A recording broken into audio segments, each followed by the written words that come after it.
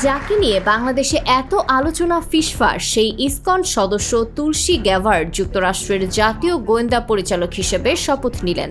দায়িত্ব নেওয়ার সাথে সাথে আমেরিকা সফররত ভারতের প্রধানমন্ত্রী নরেন্দ্র মোদীর সাথে বৈঠকে বসেছেন মোদীর ভক্ত তুলসীর ভারত প্রীতির কথা কারোরই অজানা নয়।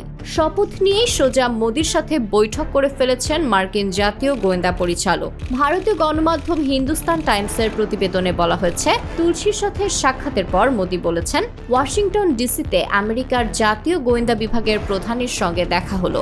ওই পদে নিযুক্তি নিশ্চিত হওয়ায় তাকে অভিনন্দন জানিয়েছেন মোদী। ভারত এবং আমেরিকার বন্ধুত্বের বিভিন্ন বিষয় নিয়ে আলোচনা হয়েছে তুলসীর সাথে।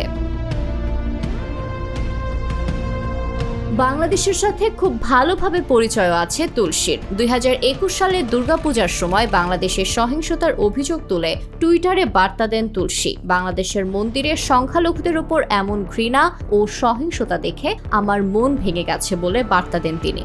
এর আগে 1971 সালে বাংলাদেশে হিন্দুদের উপর নৃশংসতার জন্য পাকিস্তান সেনাবাহিনীকে দায়ী করেন তুলসী গ্যাভার্ড।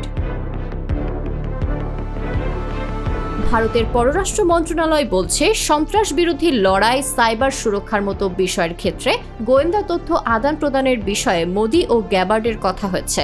এই প্রসঙ্গে ভারতের পররাষ্ট্রমন্ত্রী রণধীর জয়সওয়াল বলেন, সন্ত্রাস বিরোধী, সাইবার সুরক্ষা এবং নতুন বিপদের ক্ষেত্রে গোয়েন্দা তথ্য আদান প্রদানে যাতে সমন্বয় বাড়ানো যায় তার উপরে বৈঠক জোর দেওয়া হয়েছে। কিন্তু তুলসীর সাথে বৈঠকে বাংলাদেশ প্রসঙ্গটা আসা অপ্রাসঙ্গিক কিছু না।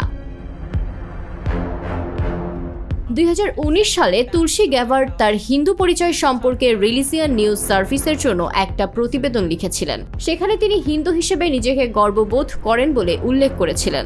তুলসীর বয়স 43 বছর। তিনি মার্কিন কংগ্রেসে প্রথম হিন্দু কংগ্রেস সদস্য ছিলেন।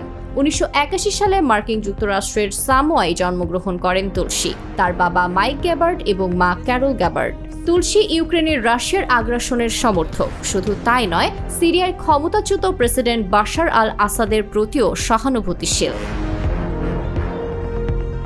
যুক্তরাষ্ট্রের জাতীয় গোয়েন্দা পরিচালক হিসেবে তুলসীর যোগ্যতা নিয়ে প্রশ্ন তুলেছিলেন অনেকেই। নানা বিতর্ক ছাপিয়ে তুলসীর দায়িত্ব গ্রহণ মানে আরেক দফায় বিজয়ী হলেন মার্কিন প্রেসিডেন্ট ডোনাল্ড ট্রাম্প। রিপাবলিকান নিয়ন্ত্রিত সিনেট 52-48 ভোটে এই পদে অনুমোদন পেয়েছেন গ্যাভার্ড। দেশের 18টি গোয়েন্দা সংস্থা থাকবে তুলসীর অধীনে। আবার গোয়েন্দা কার্যক্রম বিষয়ে ডোনাল্ড ট্রাম্পকে পরামর্শ দেবেন তিনি।